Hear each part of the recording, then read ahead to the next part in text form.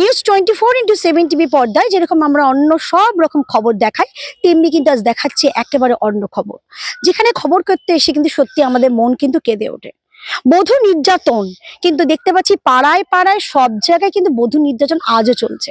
আমরা নাকি অনেক মডার্ন হয়ে গেছি, কোথাও কি সত্যি সত্যি মডার্ন হয়েছি? হয়নি। ঠিক সেখানে দেখাবো, ঠিক বেলঘরিয়া স্টেশনের কাছে, ঠিক সেখানকার এর পরিবেশ দেখাবো, তুলে ধরছি, যেখানে বহু সংখ্যক মানুষ কিন্তু বসবাস করে। তার মানে এখানে বসতি আছে, এই বসতিতেই কিন্তু রয়েছে এই সঙ্গীতাদের বাড়ি। সেই সঙ্গীতাদের এই বাড়ির ভেতরেই কিন্তু আত্মহত্যা করেছে, ওদের দাবিতে কিন্তু আত্মহত্যা নয়, তাকে হত্যা করা হয়েছে। সঙ্গীতাদের দিদি কি বলছে শুনে নেবো, কিন্তু তার আগে আমার চিত্র সাংবাদিককে বলবো তার পুরো পরিবেশটা তুলে ধরতে। আর আপনাদের কাছে কিন্তু আমাদের প্রচুর প্রশ্ন আছে, সেটা আমরা পরে ধীরে ধীরে করবো। আমরা আগে কথা বলে নেবো সঙ্গীতার দিদির সঙ্গে। আপনার নাম? সুনিতা দাস। আচ্ছা, আপনি ঘটনাটা বলুন, কি হয়েছিল আপনার বোনের সাথে? 2 বছর ধরে বিয়ে হয়েছিল। 2 বছর আগে আমার বোনের বিয়ে হয়েছে, তারপর 3 মাস পর আমার মানে অত্যাচারগুলো শুরু হয়। তারপর আমার বোন প্রেগনেন্ট হয়। বোনের ননদ বাচ্চা নষ্ট করার জন্য বিভিন্ন রকমের ওষুধপত্র ওকে খাওয়াতে দেয়। তাই হোক, তা আমার বোন খায়নি, বুঝতে পেরেছে কি বাচ্চাটা ওরা নিতে চায় না। কেন কি মানে আমার বোনের বরকে শাশুড়ি ননদ মিলে অন্য বিয়ে করাতে চেত, যেহেতু এটা প্রেম বিবাহ ছিল। তারপর বাচ্চাটা যেরম তেরম করে একটা হলো, সেই বাচ্চাটাকেও শাশুড়ি আর স্বামী মিলে বেঁচে দেওয়ার চেষ্টা করছে আমাদেরই পাড়ার বাইরের একজনকে 2 লাখ টাকা দিয়ে। তারপর আমার বোন যখন এই কথা জানতে পারে, বোন আমার ওই বাচ্চাটাকে, ছোট্ট 9 মাসের বাচ্চাটাকে নিয়ে গ্রামে চলে যায়, আমাদের দেশের বাড়ি বেনারসে।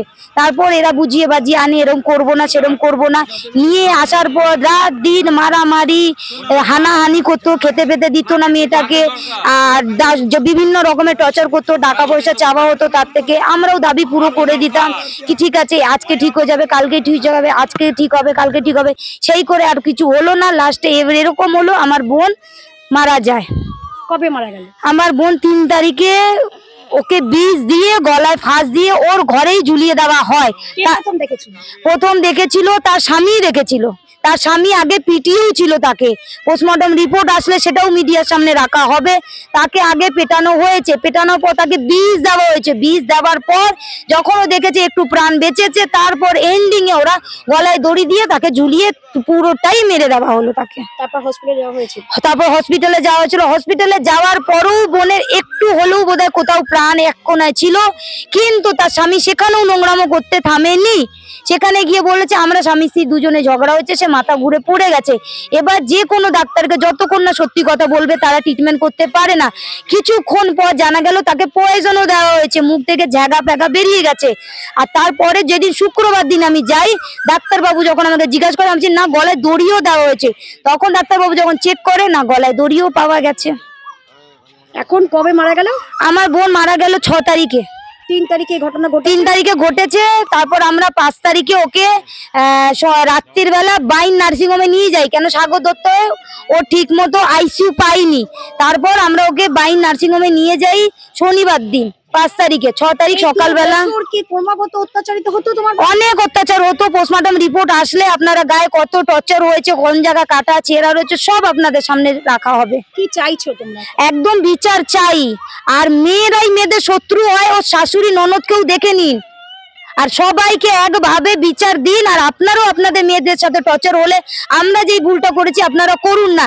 কিন্তু আমি সবার কাছে হাত জোড় করে এইটাই বলি কি, আমার বোনকে একটু সাপোর্ট করেন, আর পুরো এদেরকে শাস্তি দেওয়ার মতো আমাদের একটু পাশে এসে দাঁড়ান। ঠিক এই জায়গায় দেখবো, দর্শক বন্ধুদের দেখাবো, চিত্র সাংবাদিককে বলবো যে সঙ্গীতা দিয়ে যে বাড়িটায় থাকতো সেই বাড়িটা দেখাবার জন্য, যে সে বাড়িটা কিন্তু আমরা দূর থেকে সঙ্গীতা দেশ দিদির সঙ্গে কথা বলে নিলাম, কিন্তু চিত্র সাংবাদিককে বলবো যে বাড়িটা দেখাবার জন্য। সঙ্গীতা দিয়ে যে বাড়িতে বসবাস করতো 2 বছর ধরে, যেখানে সে সংসার করেছে, সেই চিত্র তুলে ধরছি আমরা, বাড়ি দেখাচ্ছি আমরা, কিন্তু আমরা বাড়ির ভেতরে নয়, ঘরের ভেতর নয়, যতটুকু আমরা দেখাতে পারছি দর্শক বন্ধুদের উদ্দেশ্যে দেখাচ্ছি। যে জানলা দিয়ে দেখানো হয়েছিল, যে জানলা দিয়ে সঙ্গীতাকে শেষবার দেখা গেছিল, তার কাকার ছেলে দেখেছিল, সেই চিত্র কিন্তু তুলে ধরছি আমরা। যে জানলা দিয়ে কিন্তু দেখানো হয়েছে, তাকে শেষ দেখা গেছে জানলা দিয়ে। দরজা কিন্তু ওইভাবেই রয়েছে। ঠিক সেখানে দাঁড়িয়ে আমরা একটাই কথা বলবো যে সঙ্গীতার মতো যেন আরো বহু সঙ্গীতা আমাদের আনায় কানায় লুকিয়ে রয়েছে, তারা যেন কোনোভাবে যেন অত্যাচারিত না হয়। আমরা কথা বলে নেবো সঙ্গীতার মায়ের সঙ্গে, মায়ের সাথে কথা বলে নেবো, যে ভাগ্যহীনা মা রয়েছেন তার সাথে কথা বলে নেবো। क्या हुआ था आपका लड़की के साथ? हमको लड़की के साथ तो वो दिन पर हम नहीं थे, हम शनिवार आए, हम देश पर गए थे और घर पर कोई नहीं था। उसी समय ये घटना हुआ है। बीफा के रात को, बीफा को रात के हुआ था। इसी में उसको क्या क्या खिलाया नहीं खिलाया, फांसी दिया, क्या करा। मेरा बड़की लड़की आके यहाँ सब सुना। शुक्रवार के वो हॉस्पिटल में उसको देखा, तब हमको फोन किया, माँ ऐसा ऐसा हो गया है। तब वहां से हम गाड़ी पकड़ के हम यहाँ शनिवार के उतरे। शनिवार के जाके देखे, ये है कि ऐसा क्या हो रहा किया कि लड़की बीफा को भर्ती है हुआ। रविवार के 7 बजे उसका प्राण निकला। कुछ नहीं बोला कि उसको संगे क्या हुआ। बस यही हमको अफसोस है। हम चाह रहे हैं कि ऐसा कोई लड़की हो, किसी का लड़की हो, किसी का बहन बेटी हो, ऐसा मत हो। उसका तो एक लड़का भी है। हाँ, लड़का के लेके भाग गया है तो उसका सास ससुर लेके भाग गया। लड़का ही तो नहीं पाए, थाना में केस करे कि बेटी के संगे ऐसा है, उसका बेटा हमको दे दो। वो नहीं दिया, लेके भाग गया। कहाँ पर गया अभी खोज नहीं, पुलिस लोग लगा रहे हैं।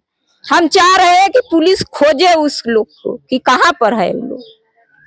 কি চাইছো দিদি? যেরকম হয়ে গেছে বাচ্চাটাকে তোমরা ফেরত চাইছো? আমরা বাচ্চাদেরও ফেরত চাই, আমরা নিয়ে চাই। যেইভাবে কষ্টতে ওকে মারা হয়েছে সেইভাবে কষ্টতে ওকেও বলা হোক। ও শাশুড়ি মেন প্ল্যানিং করা ছিল, বুঝেছেন। এবার শাশুড়ি শ্বশুর ননদ মিলে ওকে টর্চার করে, মানে ওনার হাজবেন্ডকে করা হয়েছিল। ওনার হাজবেন্ড এইটা কাজ করেছে, বুঝেছেন। এরকম মারা হয়েছে, ওরা হাড়গুড় ভেঙে দেওয়া হয়েছিল, বুঝেছেন। কত কষ্ট ছিল।